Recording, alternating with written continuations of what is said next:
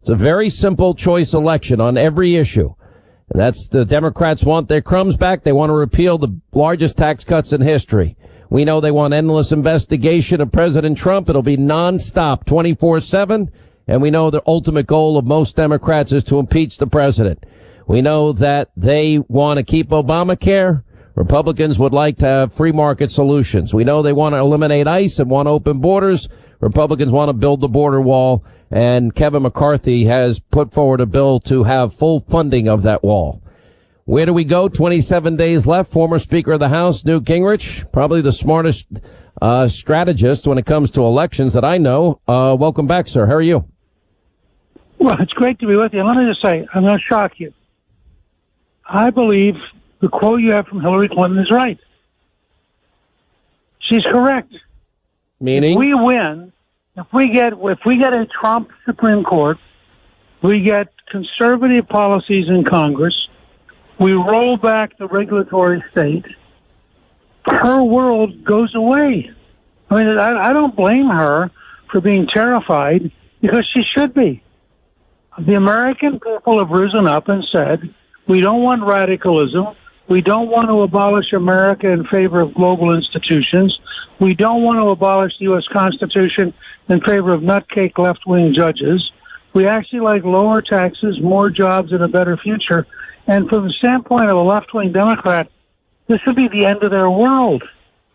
So I think her level of intensity and emotionalism is right, because she's actually sending a signal to the American people. This is what this is about. You want a future where the Hillary Clintons and the Congresswoman Waters and people like Nancy Pelosi define your future?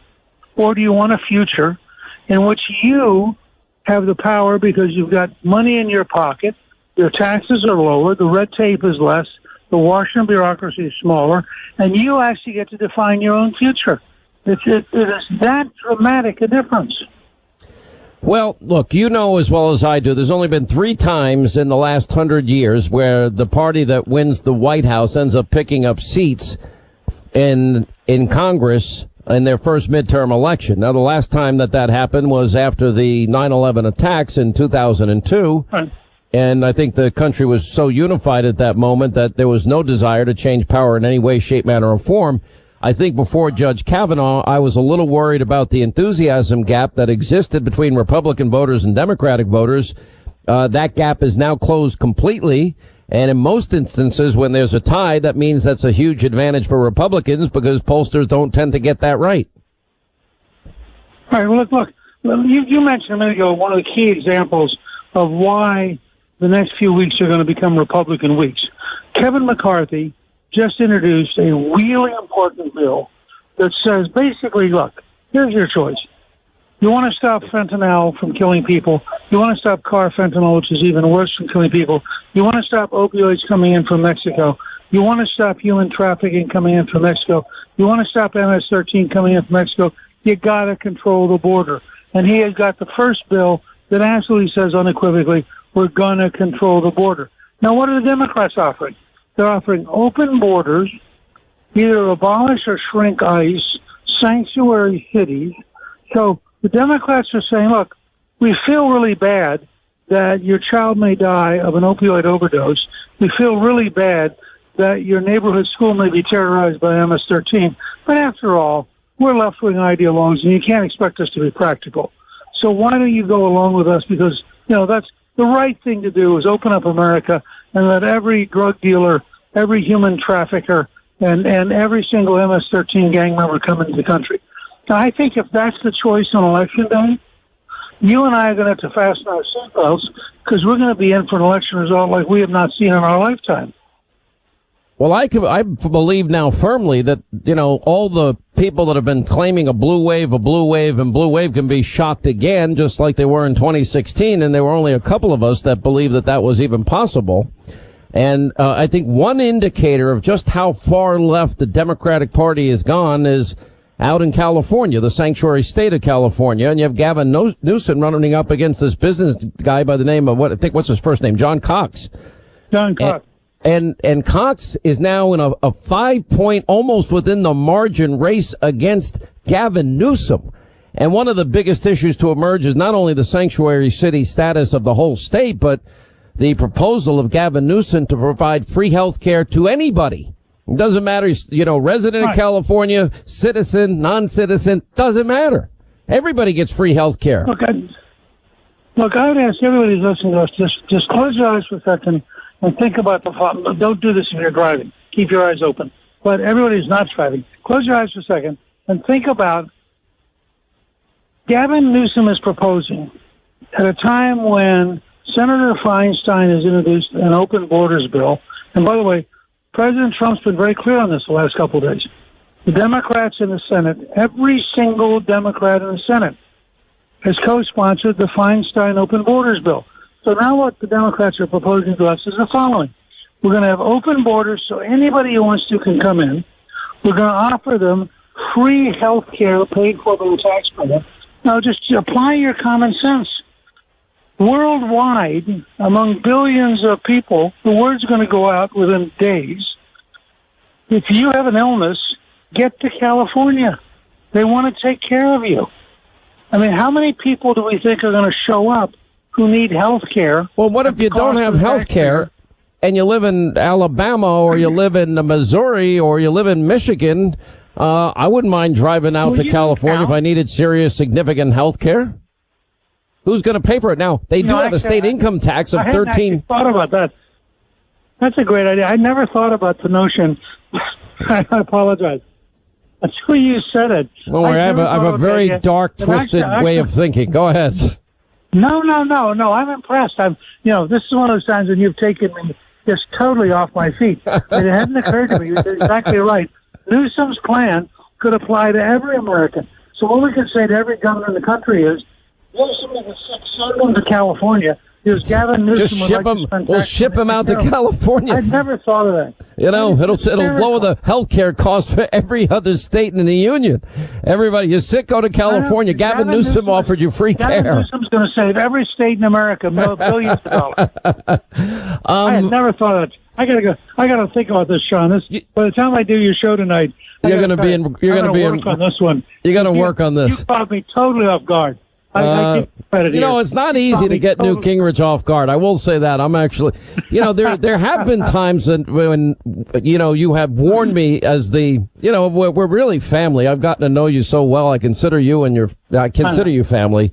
And, you're always, quick to tell me you're out on a limb again. You're out there again, but what are you doing? You don't hesitate to tell me when you think I'm gone too far. You won this round. No, it's not about winning. Totally. I'm amazed. You know what I want? I want the country to win. I'm not sick of winning, and I'm glad we have 4 million more Americans working, ending burdensome regulation, a chance at energy independence. The wall is being built if we can fund the rest of it. I'm happy about, all of the renegotiated trade deals. I think it's a more secure world.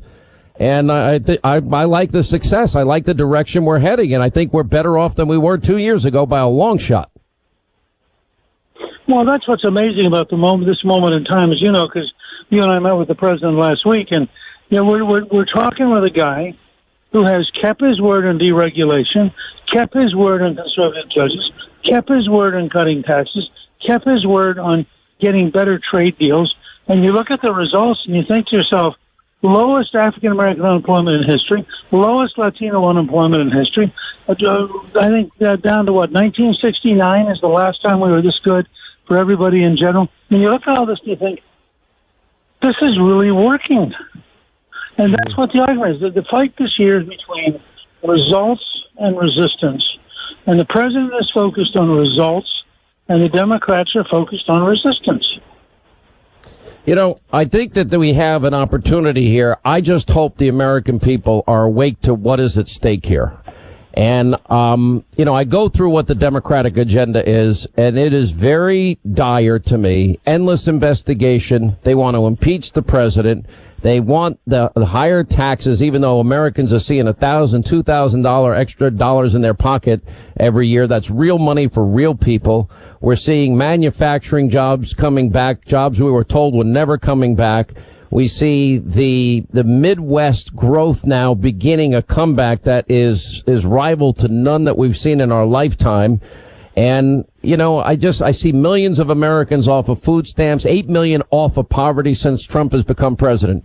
This is real progress. And maybe some people don't like the president's style, but he's getting things done. The disruption and the speed of Trump works. Why would we go backwards? Well, I think that's right. And I think the big challenge in the next few weeks is for every single person who wants America to keep moving in the right direction to make sure that they vote, their friends vote, everybody they know votes. This is because elections, you know, I learned this a long time ago. Elections aren't about polling. Elections are about who shows up. And I always tell people when they say, well, what do you think is going to happen? I say, show me the first 5 or 6 precincts. When I see real Americans vote in a real precinct, I begin to think about, okay, I'm beginning to get the pattern. And I think that we have a real shot here at the most historic midterm election in American history. I say this very clearly.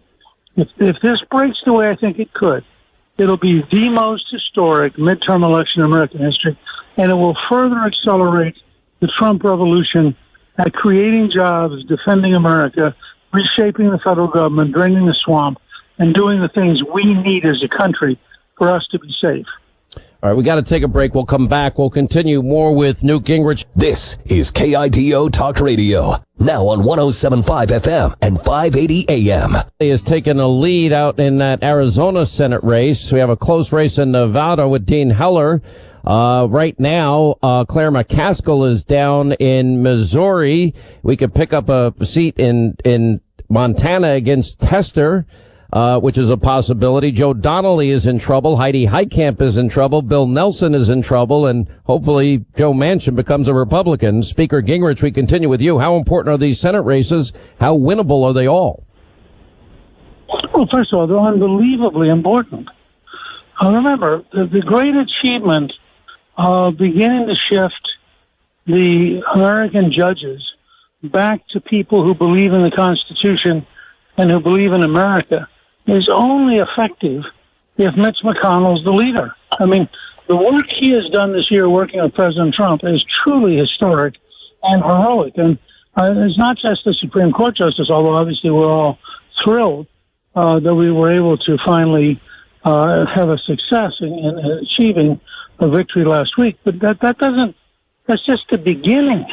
The fact is that the president and the Senate Majority Leader have worked together to move almost 1 out of every 4 federal judges towards a more constitutional, more conservative, more American interpretation of the law. And this is a remarkable achievement. If the Democrats were to win this is why I say to everybody back home, this is not complicated. I mean, you've got Bredesen running in Tennessee saying, oh, I'm really a moderate. Well, who's going to vote for it? He's going to vote for Schumer. Period. The Democrat in Arizona, she says, claims to be a moderate. Who's going to vote for it? She's going to vote for Schumer. Period. Well, what does that mean? It means not a single Trump judge will move forward. Not a single Trump appointment will move forward. So control of the Senate is absolutely vital if, in fact, you want to continue to move the American government towards a pro-American constitutional conservatism, which I think is what, frankly, helped win the election in 2016. Former Speaker of the House, Newt Gingrich, in 27 days, you will be on this show and we will be analyzing the results. The people get to decide. Please vote.